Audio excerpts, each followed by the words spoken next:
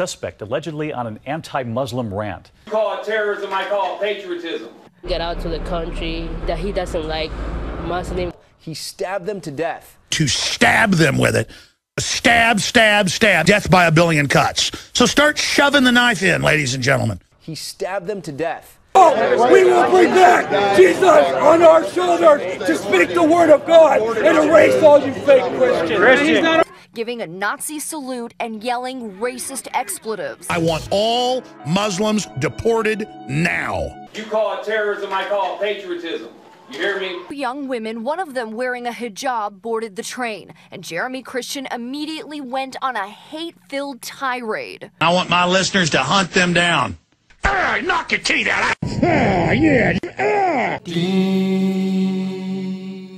Allah, there's only one God and Muhammad is his messenger. Allah, la ilaha illallah. Allah, there's only one God and Jesus was his messenger. Allah, la ilaha illallah. Assalamu alaikum. Welcome to the Dean Show. Abu Hafsa, how you doing? Nadir, you got back again. How you guys doing? Alhamdulillah, we're doing well. Assalamu alaikum wa rahmatullah. Thank you guys for stopping in, being with me here on the Dean Show. Abu Hafsa, we saw each other A few years back. yeah. How you been since then? I'm good, bro. You still wrestling? Waiting to be on your show. Nah, I'm traveling, fundraising, doing all my stuff. Yeah. You know how it is. That's the kind of, I haven't wrestled in a while, but I used to do that. You used to do wrestling, right? Yeah, I was a shooter in high school. Uh-huh. Actually, I was a shooter in elementary school, Yeah. which is real wrestling, if you want to call it that. Then I was the first blind person to be accepted into professional wrestling schools. I did that for a little while too. First blind person to be accepted into Professional wrestling wrestling school. Yes, sir. Now, is that like, when you say professional, is that like WWE or is that, yeah? That style, yeah. That style, okay. Yeah. How is that? Is a lot of that stuff? You know, how much of it is fake? I mean, how much of it is real? When you all the bruises I had were real. Yeah. There are certain things that are scripted, yeah.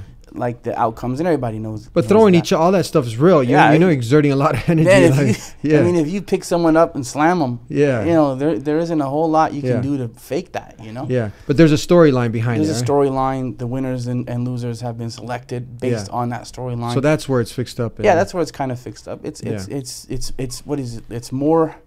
It's more real than a movie, but less real than MMA. Mm-hmm. You know what I mean? Yeah. So it's kind of like that. What do they call it? Broadway with body slams. Yeah, Broadway with body slams, huh? So when you're out there, you know, you have to, and accidents happen too. People literally get hurt, and the necks Yeah. have been broken, and people have been killed. Yeah, doing this. So very dangerous, right? it's very dangerous, in spite of the fact that it's choreographed to a certain extent. Yeah. You know, your body is your body. You know, Uh-huh. if you pick, and the ring is made out of steel and wood, and you get slammed on that, it tends to hurt just a little. They had a documentary on. They have several on many of these professional like stars that were with the WWE. Was it WWE? What's that? The main guy, Ed McMahon. What's his Vince name? McMahon. Vince McMahon. I forget. Ed McMahon is the guy. You win prizes from him. Yeah, Ed McMahon's Come the on, one with the Eddie. prizes. With Yeah, the big checks. Yeah, with the big check. Vince McMahon is the other one. Well, the got big the checks too. wrestlers that were with his organization, many. I think there was Jake the Snake Roberts.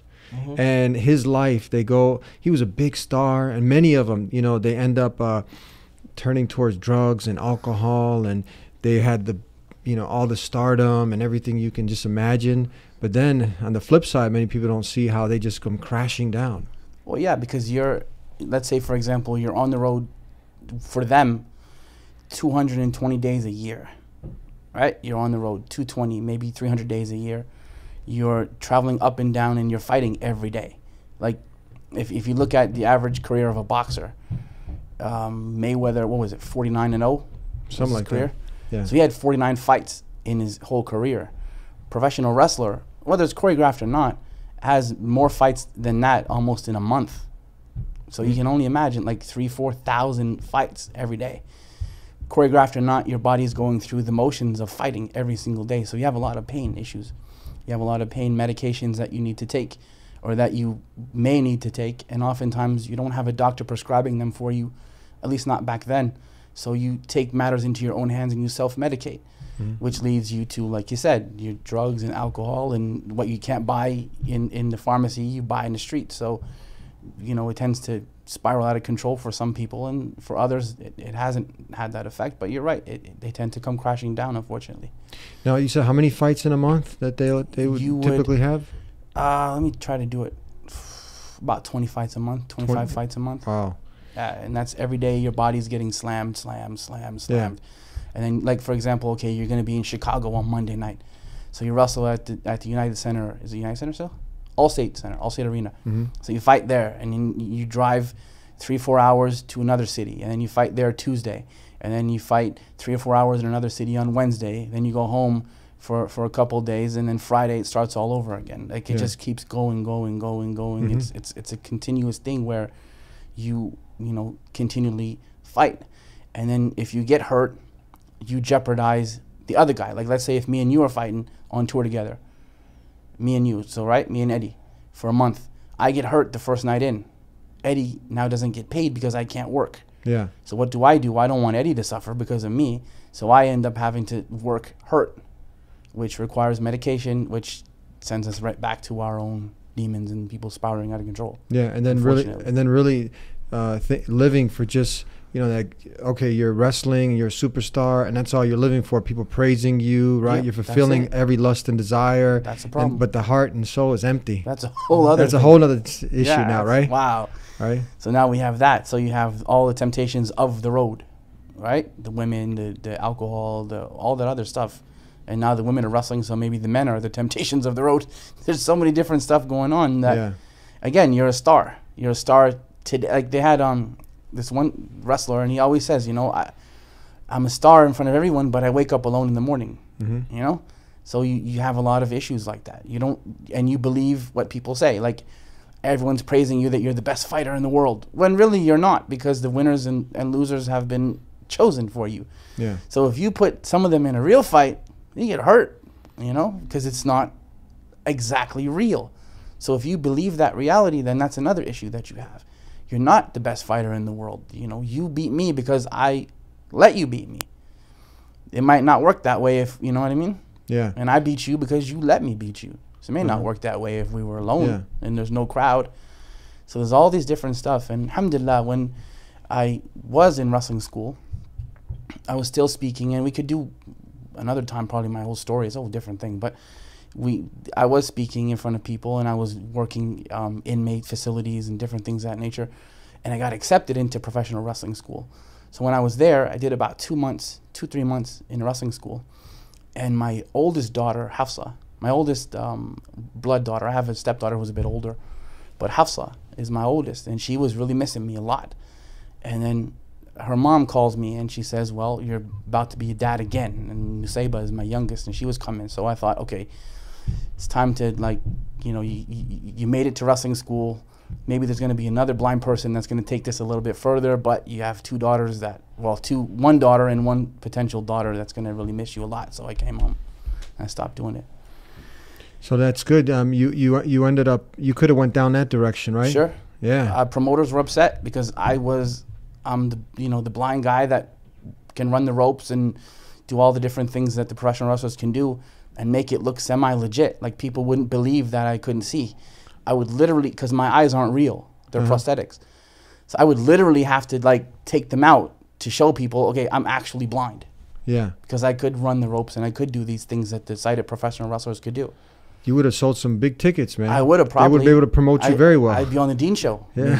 I mean, this is it, bro. I'm happy to be here, so it's all good. You know? You would have been on the Vince McMahon ticket, right? Maybe. Most people were in that line of work, or, you know, celebrities. Statistically, they have a greater chance. Their numbers of suicide are much higher. Many people, they don't understand that, because many people chase that dream. They want to be a star, and they forget about really seeking purpose. They forget about, you know, the most important questions in life, and they just chase that fame and that money and stardom. And you look at many of these people's lives, and at the end of the day, these people, they don't have what you found in Islam. You go ahead. Well, that's the thing.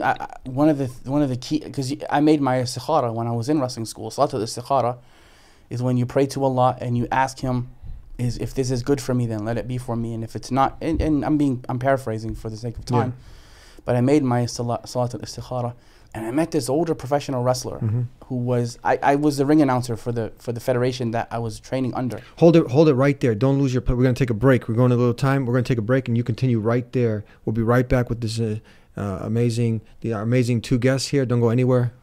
Right back. Please don't forget to like and share. Also, do your best to help us reach our goal. For more info, check in the description below. And in the words of Jesus, Shalom, Salam, peace be with you.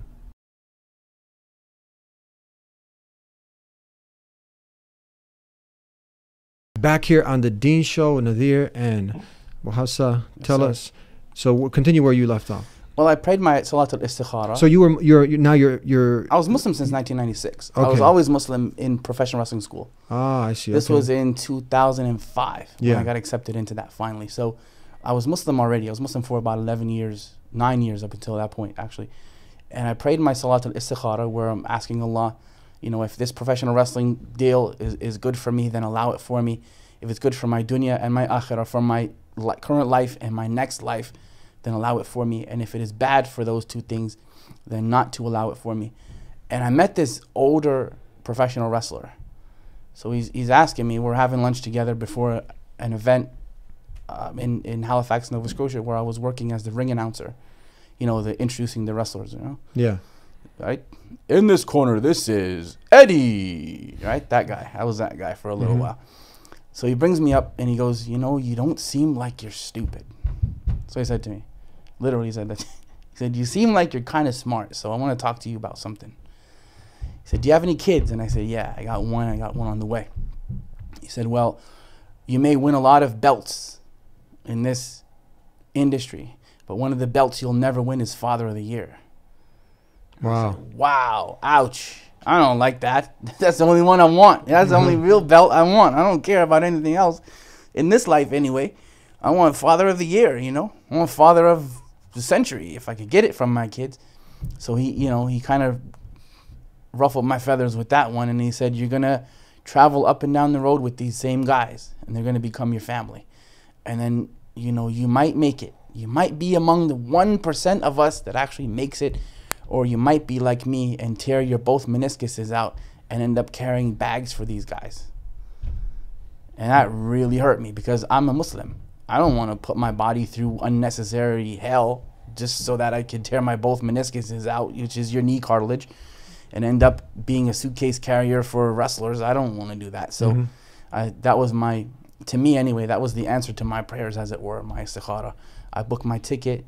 About 5-6 days later, I said goodbye to the promoters, and he got really upset because, again, like I told you, I was a meal ticket potentially for him and for myself. Yeah. And he's like, just give me 10 years, bro, please. Like, just stay with us for 10 years. You're gonna be able to buy all your kids anything that they want. It's very tempting, huh? Well, not really, because I'm thinking I don't want to take cortisone shots in 10 years. No, but the way they sell it and the way they package it, you're going to be a star. You're going to buy everything you want. You can have everything, and in the mind, you know. And then you're going to do this and so this. Imagine if you didn't have istihad. Imagine if you didn't have that connection to your creator, Islam, you know, that anchor, right, to go look back to. Like I know that Allah can give me much more than that without me having to tear my meniscuses out. Yes. All right, so I booked my flight and I went home, man, and I raised my kids with the help of Allah. Me and their mom are no longer together. Stuff like that happens, but we still get along and we're still raising our kids together. So there's that at least. And now I do this. I travel up and down the world, you know. I've been on every continent without having to wrestle and beat people up every day or get beat up every day. You know, we met a few years back, like you said. I've been to Africa. I got married in Kenya. I lived there for a year, learned Swahili, learned a bit more Quran when I was over there too. Gave some dawah there, Guyana, South America, all up and down the US and Canada and England and Ireland and Australia and all these cool places without having to do any of that. So Allah replaces something with something better, and perhaps you like a thing that's bad for you, and perhaps you dislike something that's better for you. I didn't like leaving professional wrestling, I really didn't, but I like this a whole lot more because my knees are where they're supposed to be and my neck is where it's supposed to be. I'm not addicted to anything except maybe ice cream and coffee, alhamdulillah. So we're good in that regard, and I'm healthy. My brain is where it's supposed to be. And you're doing something much more rewarding, huh? Yeah, I mean, this is it. You get to inspire people and invite them, whether they accept the invitation or not. to the worship of Allah, and that's really important. You know, you get to invite the people to the worship of the Creator instead of their creation. So you can have a lot of things in this life, man. Paradise is not going to be one of them, at least not while you're here. Like, if you know, you could have the big mansion and the big house, and that's fine. If you get that in a halal way, mashallah. I don't like poverty, Eddie. I'm not a fan of poverty at all. But if the dunya, if this life is in your hands, don't let it be in your heart, you know? Yes. That's what's important. If you can, because the people who are wealthy can actually do what the famous people talk about. Meaning, I could tell you about building mosques. I can tell you about giving to the poor. I can tell you about donating to orphans. But the rich people can actually do that if their mind is in the right place. And that's the thing about Islam, is it gives you that priority. Yes, you have money here. A lot of the companions of the Prophet ﷺ were wealthy, and they had money. They had immense wealth. And even people in history, Mensa Musa and people like that, had immense wealth. But it was in their hands, not in their heart. Jannah was in their heart. The pleasure of Allah was in their heart. And that was much, much more important for them than to have this, like, black credit cards and all these different stuff. Yeah. You know? What do you guys think now? You've actually went above and beyond. Both you guys, you have gone on to really study Islam in depth. I'm holding a book up here called, and I often tell people, look, you know, if you know the basics of Islam, if you don't, you know, and you think that Islam has something to do with much of this mayhem that's out there, the madness, you need to read The Complete Idiot's Guide to Understanding Islam. Because if you have a genuine understanding of the basics, Idiot's right? Guide to Understanding Yeah, by Islam. Yahya Emerek. It's a great. Have you ever? The next book we have to put in Braille, man. There you go. Yeah, exactly. I don't generally read books for idiots, but okay. Yeah, but it's really basic, and I felt because it's very important. You know, anyone who has the basic, essential understanding of Islam, you've gone above and beyond that, right? You lecture, you're on the lecture circuit, you talk with, you know, not yet Muslims, everybody who listen to me, everybody who listen, right? Both of you guys. But what now? When you have these obstacles in the way, things that happen that do not benefit Islam at all, that are against Islam, that Islam condemns. Recently, there have been some events that have happened again. And what are your thoughts when these things, when you're reading or, you know, you're listening to the news and then you're like, oh man, don't let this be someone who's associated somehow with being a Muslim. Well, that whole thing of like most people, most common sensible people, they know that every way of life, every religion, you can name any of them, has cults and has bizarre people in it, for lack of a better word. We have bizarre Christians who thought slavery was a good idea at one point and brought, you know, 20 million Africans over here. And not only them, they brought Irish people over here. They did so many different things, and they don't represent Christianity, and we don't say that they did. We have Greenpeace people who will, you know, the people that like the trees? Yes. They will hammer nails into trees and then paint over it with green paint. So that when you come to chop the tree down, and you know anything about chainsaws, when a chainsaw hits a nail, that could kill you. Yeah. Right? So you have people like that who go above and beyond way too far. You have people who are orthodox, who think that anyone who isn't like them should somehow be killed or subjugated. And we don't believe that. And any common sensible person knows that if 1.6 billion people were to set it off, the world would not be the same. And that's something that people need to understand. Now, for Muslims, especially us, in living over here in Western countries, the one thing that we need to do more of, and I really call us on that, is giving back to the people that live here. People don't care how much you know, Eddie, until they know how much you care. So if you're out telling us, you know, telling people, you know, what Islam isn't. Islam isn't terrorism. Islam isn't violent. Islam isn't mayhem. Islam isn't murder. Islam isn't this, isn't. Well, okay, well, what is it then? Yes. What is it? Can you show us what it is? Oh, Islam is the peaceful submission to the will of your Creator. Okay, but what does that entail? It entails good deeds, fair enough. But then when the zakat comes around, most of it doesn't go to the American people that are around here that need it, that may need it. We have homeless people here. Yes. We have homeless Muslims here. You know, we have newcomers to the country who just got here, who don't have anything and who don't have any way of helping themselves, and we need to help them. We have new converts, reverts, if you will, to Islam that oftentimes get ostracized by their families and get thrown out and get left on park benches and things like that. We need to help them. I'm not against sending wealth outside the country, but I think more of it needs to be spent here for a couple of reasons. One, we live here, and we need to plant where we live, right? So the people can actually see what we're doing for them. We have thousands of mosques, quite literally. How many hospitals do we have? How many hospitals? We have umpteen thousand doctors. Everybody in the grandma is a doctor, right? In the Muslim community, right? Doctor so-and-so, doctor. And that's great. But how many hospitals do we have of our own? We have so many engineers. You could easily build a hospital in this country so that the people can come there and get state-of-the-art healthcare, that they can get taken care of by the Muslims. You know, a Shifa medical center. What's wrong with that? The healing center, call it. Yeah. Because people sometimes get blown away by Arabic words. Call it the healing center. Yes. Healing hospital. Call it that. Allah is the one who heals ultimately, but you know, He gave us the ability to help a lot of people. Because what's going to end up happening is if you're going to change the people's minds and their hearts, you have to do it with your efforts. Speaking is great. We have a job to do and we travel doing that. But at the same time, if the people aren't actually benefiting the society around them, then they have no real complaint when that society doesn't know them. Yeah. Right? Yeah, that's actions, huh? Actions, speaks bro. louder than words. We're going to take a break. Actions. We're going to take a break and we'll be right back with more here on The Dean Show. Don't go anywhere. Caring is sharing. So like and share this video and support The Dean Show so that we can continue educating and sharing the message of peace. Peace acquired by submission to the will of God, Islam, with the world. Assalamu alaikum. Peace be with you.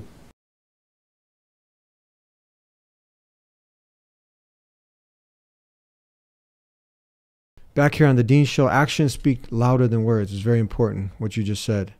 And have you had people that you've had a chance to talk with and they try to, you know, they've been manipulated by the propaganda? Have you ever had any stories and how any of you guys? Last night. Last night, yeah? Yeah, I mean, some people... Share with us what some happened. People, they tend to read and believe what they read, even though it's like part of verses or, you know, a segment of the Quran. Like if you want, there's an ayah that talks about وَقَاتِلْ فِي سَبِيلِ اللَّهِ, to fight for the sake of Allah. Now if I just leave it there, that's an open-ended statement. Yeah. Fight for the sake of Allah. Okay, well, who do you fight? وَقَاتِلْ فِي سَبِيلِ اللَّهِ الَّذِينَ يُقَاتِلُونَكُمْ. Fight for the sake of Allah, those who fight you. So you have the right, even in this country, to defend yourself. Americans pride themselves on having that right. But that doesn't mean now you go to a concert and you harm 12-year-olds because you're upset with foreign policy. It doesn't mean you go to a bridge and harm people on that bridge, or you go to Manhattan and harm people in Manhattan. People in Manhattan aren't fighting with you. People in a concert aren't fighting with you. People standing on a bridge enjoying the night aren't fighting with you. So we like to say things and take them out of context, and this is what people have when they have their agenda. Their anti-Islam agenda, as it were. Yeah.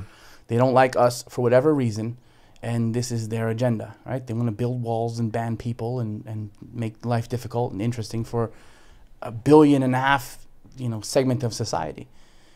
So this is what ends up happening. So people, because the work is not being supported as much as it should, tend to get more of this than that. Right? So someone says something against Islam and he gets 5,000 retweets, 100,000 retweets in some cases. Someone puts an ayah of Qur'an, he's lucky to get 3 likes. You know? So the Muslims have to stop promoting this kind of stuff. You know, one of the easiest ways to get over in Hollywood is to make a film about Muslims. Because Muslims will promote you for free. Muslims will get irate, get upset, flip out, start tweeting, start Facebooking about why the movie is racist, why the movie is anti-Islamic, why the movie is, which is interesting because we can't really be racist because we all represent every single race, but how the movie is Islamophobic and anti-this and anti-that. And then of course the Muslims are going to go, how is it Islamophobic? So what do? They put down their remotes, smartphones, they go buy a ticket to said movie and watch it. Now we have a conference, let's say, coming up, let's say this weekend. Tickets are $25. Who's going to attend that conference? Unless there's free food, very few people will actually attend it. In comparison to the multi-million group of people that are going to come to Hollywood to watch you know, usually other actors who aren't Muslims portray us in a bad way. Yeah. So we have to start promoting this work and promoting it better than we've been promoting it, so that people will not be as confused as they were. And his story is quite common. I see it, you know, relatively quite regularly wherever I go, where he'll say the Quran tells you to kill. He'll tell you that Quran tells you to kill. I say, yeah, but it also tells you to care. Uh-huh. And then he's like, and I'm like, how can it be both? You know, how can it be both? So he starts asking questions, and Nadir was talking to him as well, and we got him to an understanding where a lot of the confusion that he knows about Islam or thinks he knows about Islam is just that, and it's confusion.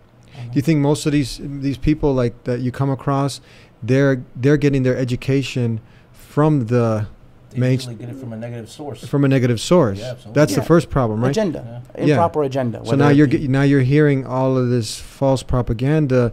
You're getting your information from the wrong source, and now of course you've been misled. As long as we're not talking to each other and letting people talk about us, we're gonna have a problem.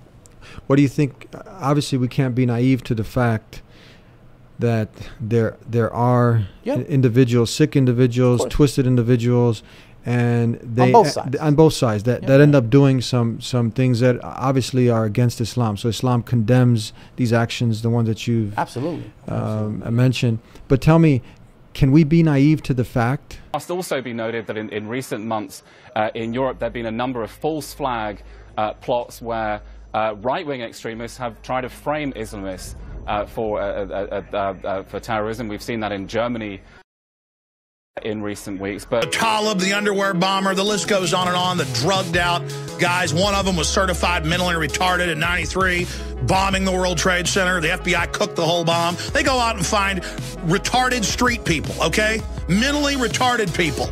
And that's the Al-Qaeda. You know, Al-Qaeda goes from these precision aircraft with their transponders and beacons turned off. 1 out of 100 commercial pilots couldn't T-bone a building perfectly without their navigation system. These guys, line of sight, never flown in that area, never flown a commercial plane flying straight in. Magically, 2 passports drift down, proving it's them in the hours after, with multi-feet of dust all over lower Manhattan, and the FBI finds 2 passports magically. I mean, come on. Come on. Come on. That there are also, I'm not saying that everything that happens that we say, oh, okay, this is set up, this is fixed up, this is, but well, there is an election this week. So the thing is it being naive, or should we not be naive that because there are people who call out these things, these are Americans also, who also, they want more evidence. They also say that there's an agenda here, that this has, basically many of these things are fixed up. It must also be noted that in recent months in Europe there have been a number of false flag plots where right-wing extremists have tried to frame Islamists. What are your thoughts on that? Yeah, I mean it's possible. Like anything. Not all, but some people. All. Not. I'm not saying that we should believe all, but what I'm saying, and I've heard that we shouldn't be naive to the fact that potentially, because there have been events in history, you know, there have been things that have been set up. The Gulf of Tonkin in Vietnam. Exactly. Was a big setup and cost 80,000 people in America their lives. Because obviously Muslims don't benefit from this. Islam doesn't benefit. It just now you have Ramadan's coming. You know, so what in the world? I mean, you're going to be breaking fast with your family. You're supposed to be in the mosque worshiping, with your family worshiping, with your relatives. You know, you're enjoying. It's supposed to be a month of the Qur'an. Absolutely. And you're over here trying to like kill people. It just doesn't add up. It doesn't make sense. It seems that whenever it comes to certain events like this, people don't care about the facts. They see the dramatization of it all on the news, and we all know how whenever something happens like this, an attack happens, that's all you see on TV. There's nothing else in the news cycle except for that. So people get caught up in the dramatization. No one really looks for facts. No one really looks at what was really going on. You have so many different conflicting views of the event. Witnesses there saying completely different stories, but then at the end they settle on one story, and that's what gets played, and that's what everyone goes with. Mm-hmm. You know, no one really cares to look deeper in regards to certain events. Just like you said, we're not saying everything is set up, everything is put out there to put the Muslims down, but it seems fishy that a lot of the events do seem to happen at specific opportune times. Mm-hmm. There was the one that happened with Muhammad Ali after his janazah. Oh, Islam was getting, so much great good publicity. Publicity, and then just at that time, just interesting, And the first thing I thought, it was like, of course, Muhammad Ali just died. Of course something like this happened. But the interesting, what do you think, Hafsa, is, when you're fasting, you know how you feel when you're fasting. You don't have much energy. You really want to be efficient with your energy, right?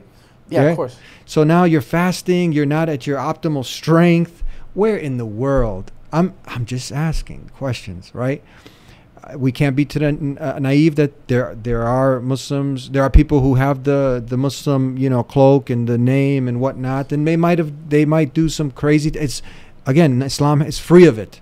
If every Muslim was drinking alcohol, if every Muslim was fornicating, if every Muslim was doing all the evil that's opposite to Islam, Islam is free of it. Is this correct? Of course. But what I'm just saying, I'm just asking questions like, what kind of Muslim who's supposed to be fasting, where do you get the strength and the zeal to go ahead when this is the month of the Qur'an? It's a month of really just spiritually uplifting yourself to be a better human being. Where in the world would you garner this strength to do something evil like that? Well, this is the thing. Oftentimes, what ends up happening, like you said, there could be certain things set up. As we say, we shouldn't be naive to anything at this point.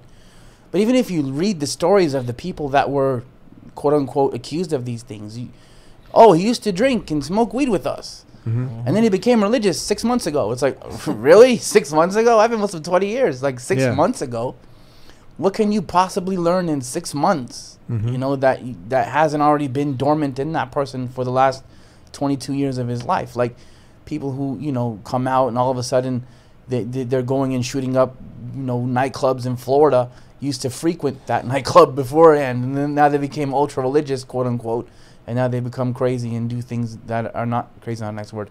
They become destabilized for whatever reason and do things that they're not supposed to do. But it's very interesting that white men can attack people, and they're lone wolf, mentally ill.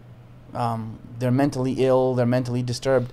We attack people, quote unquote, and it's a large worldwide conspiracy to control everything. It's very interesting how that works. And it's all terrorism whenever a Muslim does it too. I mean, you have the guy that attacked those people in Portland. Jeremy Christian. Police say this man verbally attacked a Muslim woman on a train, and that when Good Samaritans came forward to help, he stabbed them to death. I want all Muslims deported now. Step in, punch him undercut in the nose, knock your teeth out. To stab them with it.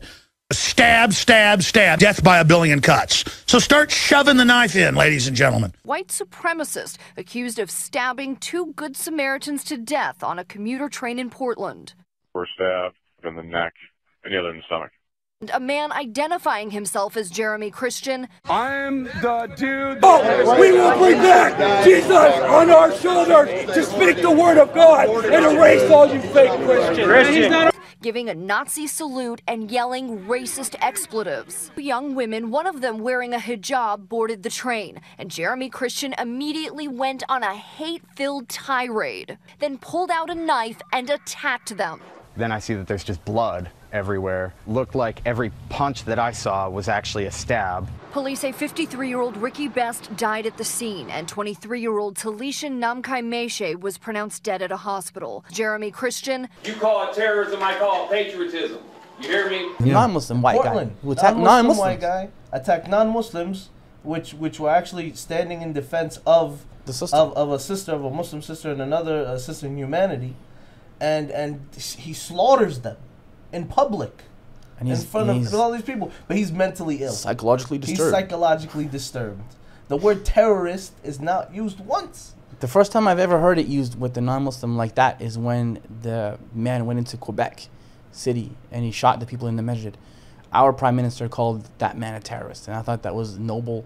But it's just one time, it's one drop. So we need to, and it's emotional too. Like when people see, okay, it's kind of like if we're living in a house and someone comes and attacks that house, emotionally, it's our emotional response to fight back. Is that right? But when it comes to emotions, we need to kind of put them on hold and find out what's actually going on. When someone's guilty in court, They're not guilty because you think they're guilty. They're not guilty because you want them to be guilty. They're not guilty because they looked guilty. They're not guilty because someone else said they're guilty. They're guilty because evidence has been brought against them, and without a reasonable doubt, they're found guilty. And we have to look at people the same way. Individuals do things individually, and we can't put them on one specific group. If a white person goes and kills people in Portland, he doesn't represent all white people. But no one needs to say that, because that's never been said about him. Because white folks don't come en masse and apologize for this man's, acts. And the same with anyone who attacks concert goers or anyone else, that these people don't represent anyone except themselves and their own twisted logic. And that needs to be put, whether it be the IRA, whether it be groups like ISIS, which is a crisis, whether it be groups like the KKK, whether it be any kind of group that promotes hatred or anything against other people, they represent themselves in that specific group. Because 1.8 billion Muslims, that's a big number. Yeah, that's a very big number. That's the population of India, pretty much. Have you guys? And we from everywhere. Have you guys noticed that? I mean, usually the Muslims were usually like, no, let it not be. We're like, we're like worried, like if something happens. There's not. People think like, see, you're ready to give a response because we're on the same page. But like, see, I'm white, so either way, I'm in trouble. It's either Muslim or white guy. But then it's like what people are trying to portray the Muslims like, oh, they're happy because of these things. Yeah. But actually the people who are salivating, they're like, they just can't wait for something like this to happen so they can spew this hate rhetoric.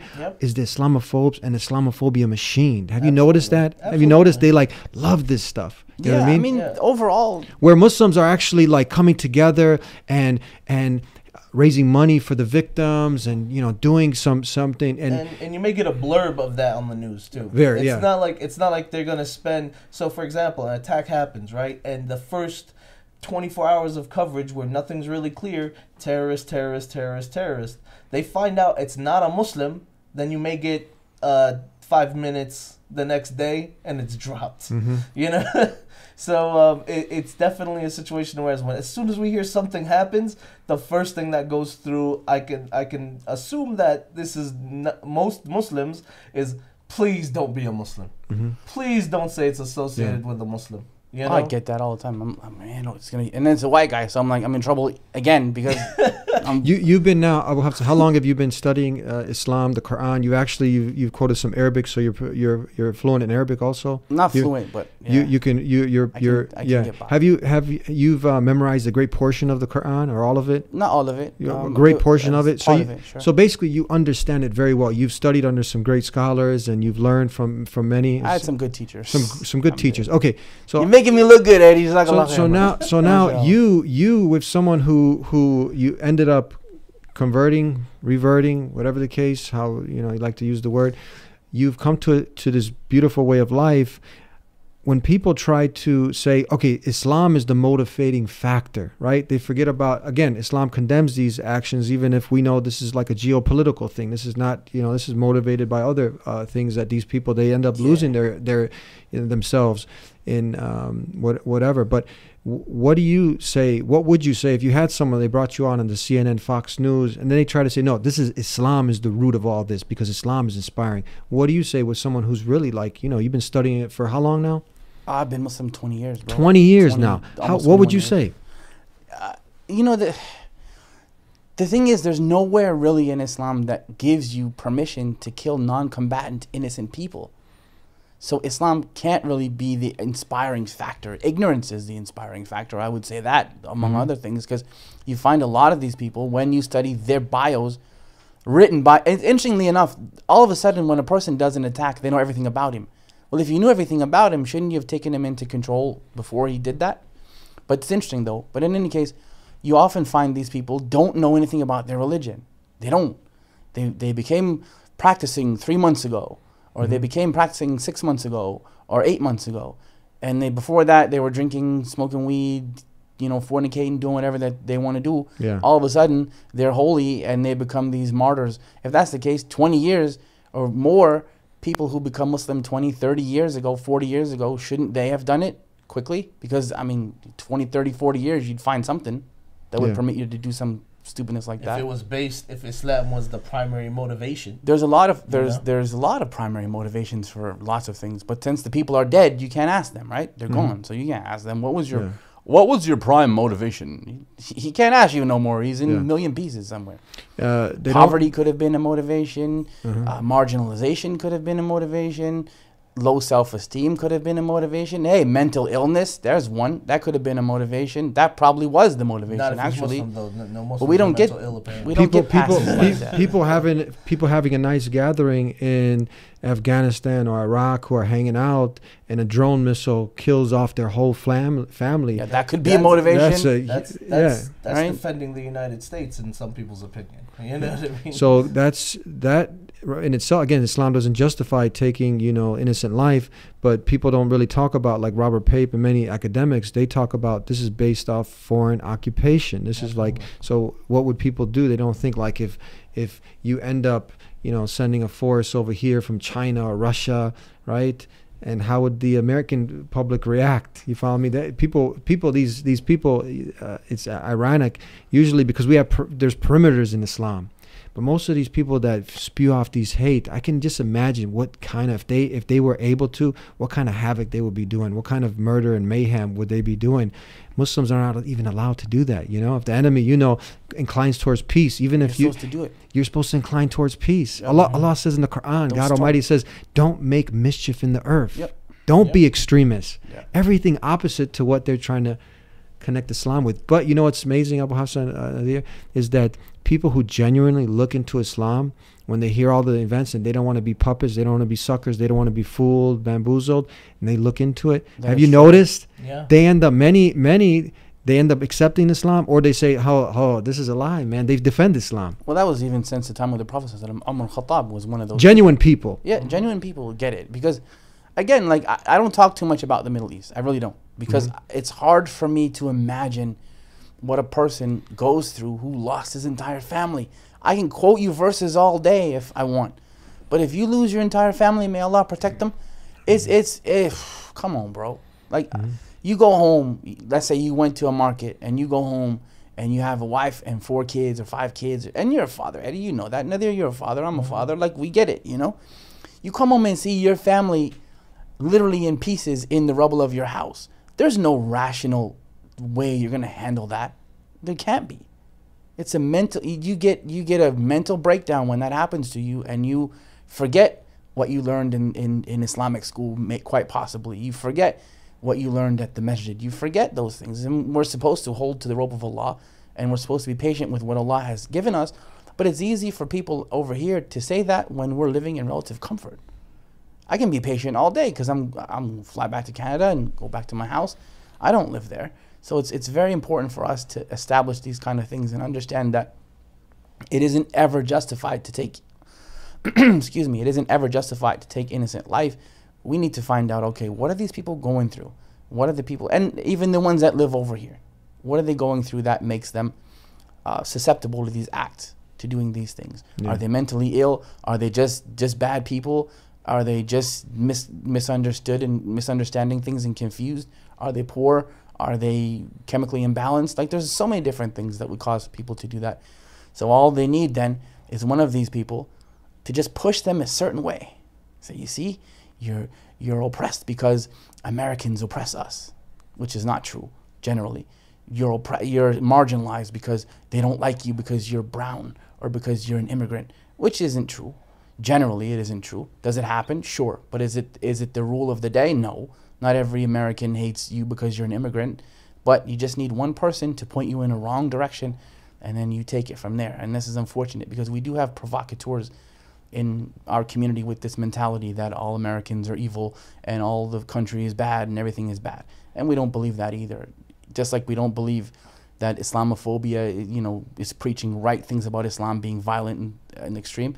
We don't believe that when Muslims tell us Americans are all evil people. That's ridiculous, and we don't take either of those positions. And unfortunately, like right now, for example, Abu Hafsa just made some statements, right, that he was explaining that this isn't what's right.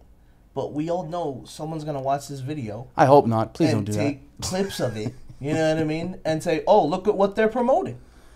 Unfortunately, and I've seen it. Yeah, and We've just seen it so you over know, and over again. I've never promoted that. 20 years on traveling up and down the world, I've never promoted anything like that. And I'm not saying that it should be promoted.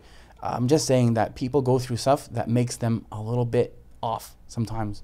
And it's very serious when you lose your entire family. Yeah. But if you read the Complete Idiot's Guide to Understanding Islam, you know... And you watch the Deen Show. And you know that, you watch the Deen Show. You know that Islam is free of what people end up from all these things. So we're about to come to a close. Not now. Yeah. Tell us. Recite to us. Recite to us, and it has to do with the heart. But when some people, they can see, but they're actually, God Almighty Allah talks about the hearts going blind. Give us something for Ramadan, some heart softeners, because that's what we need at these times. This much of this hate that's out there, it hardens the heart, but the Quran softens the heart, right? Well, I like the ayat where Allah described Himself, and that always softens my heart. Yeah. When the world is kind of chaotic and crazy, as it were, I like to go back to the one who I worship and the one who guided me towards this way of life. Who Jesus worshipped, huh? Who Jesus worshipped too, yeah. Moses, all the messengers of God. All the messengers of Allah worship, ending with Muhammad sallallahu alaihi wasallam. Peace and blessings be upon them all. And this is actually what brought me into Islam, and this is what keeps me in Islam, is the way Allah described Himself. And I'll recite it for you, and then we can close, inshallah. I want to come back to the Deen Show.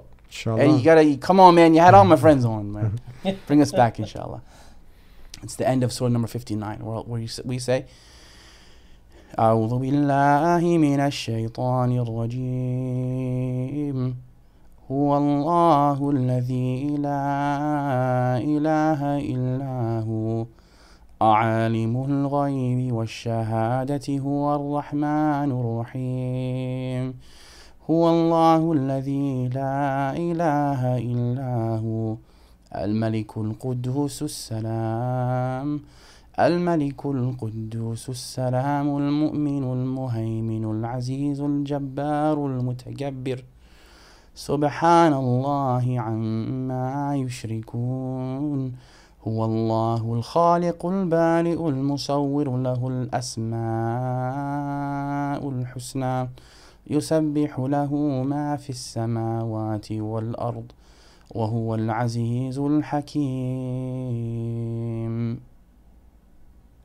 MashaAllah. So this is the verbatim for people who are tuning in, the not yet Muslims, because everyone has the potential to submit to the Creator alone and not His creation. That's what a Muslim is, one who submits themselves to the Creator, just like Jesus did. And this is the last and final revelation sent to mankind, the Qur'an, verbatim word of God Almighty. So what was the paraphrasing? What was the ayah that you recited talking about? It was the end of surah number 59, the last 3 ayat from that surah, where it says, هو الله الذي لا إله إلا هو, that He is Allah and there is nothing worthy of worship besides Him. There is no other gods besides Him. عالم الغيب والشهادة, that He is the knower of the unseen as well as the visible. هو الرحمن الرحيم, and He is the especially merciful and the entirely merciful. هو الله الذي لا إله إلا هو, He is Allah, there's nothing worthy of worship besides Him. الملك القدوس السلام, He is the true King, the holy, the source of peace. Which, interestingly enough, we say Assalamu alaikum to each other all the time, which means may the peace that can only come from Allah be upon you. One of His names is As-Salam.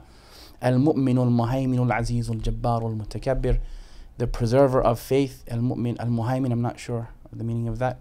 Al-Aziz al-Jabbar, the mighty, the compelling. Al-Mutakabbir, the proud. And He is هو الله الذي لا إله إلا هو الملك القدوس السلام المؤمن المهيمن العزيز الجبار المتكبر سبحان الله عما يشركون, that He is perfect and high over what they ascribe unto Him, which we were talking about that earlier. All these crazy acts and different things of that nature, Allah is free from all of that. هو الله الخالق البارئ, that He is Allah, He is the creator, the fashioner. له الأسماء الحسنى, and to Him belong the most beautiful names and attributes. له ملك السماوات والأرض, and He is the sovereign over the heavens and the earth. وهو العزيز الحكيم, and He is the mighty and the source of all wisdom. This is Allah. I paraphrase, and I know I made some mistakes in that, but this is, And read the Noble Quran, chapter 59, the end of it, inshallah. We've people can hook up with you guys. They want Islam by touch, and where can they get a hold of you at? AbuHafsaClaire@gmail.com. Mm-hmm. That's for bookings. That's for any. People want to invite you out to do a talk or to a university. I'm coming, bro. That's where they can get a hold of you. I'm there, inshallah. Yeah. AbuHafsaClaire@gmail.com. Nader brought me out to support his project, so he can let you know if I do my job or not. Great job. Alhamdulillah. And it's at islambytouch.com. You know, our whole goal is we want to reach out to a group of people that no one's been reaching out to, and we want to change the narrative for them as well. Yeah. So. One last question in short. Just what at the end. So you attributed you accepting Islam, submission to the will of the Creator, not the creation, and having to do something with the Quran, having to do something with this ayah. In a nutshell, tell us, what was it, the deciding factor? You have to go against all odds. I just need 30 seconds. Do it in a meme. That's 40-minute show. Just what was it? Something, a piece of it that just finally said, you know what, this is the truth. Because there's a lot of people procrastinating. You know, when you talk to people about Islam, you know, the oneness of the Creator, the messengership, you know, accountability, paradise, hellfire, paradise. You know, all of the things make sense. The Quran never changed, never corrupted, intact. Everything makes sense. But then people procrastinate. You didn't procrastinate, and you're here, you're happy, right? You're living purpose. What was it? And people can take from that, and they can run with it like you did. You know, the idea that Allah is not like His creation. So you can't make a statue of Allah. You can't make an image of Allah. Allah is not black. Allah is not white. Allah is not any of the things that the people describe Him as being. And He describes Himself in such a majestic way that I was drawn to that. I learned initially about Islam through Al-Hajj Malik Shabazz, otherwise known as Malcolm X. And that was his core message after his pilgrimage, that you feel like a complete human being. And I wanted to be like that. And that's very, very short. My story is like an hour long, but that's very short. Okay, thank you guys. Jazakallah khair. Thank you so much for being with us on the Deen Show. And thank you guys for tuning in. Subscribe if you haven't already. Share. Smash the subscribe button. Yes, smash it. And support the Deen Show. No, don't smash it. Touch it lightly. Touch it lightly, because we're not supposed to smash things. Yeah. Touch it very light, like this. Just reach over with the mouse. Just go. Pop. Touch it very lightly. Hit it. No hitting. Come back every week here to the Deen Show and support the Deen Show. We're doing our yearly campaign. Support as much as you can so we can continue educating and share this message of peace and purpose with the world. Assalamu alaikum. Peace be with you. Please don't forget to like and share. Also, do your best to help us reach our goal. For more info, check in the description below. And in the words of Jesus, Shalom, Salam, peace be with you. Allah, there's only one God, and Muhammad is His messenger. Allah, la ilaha illallah.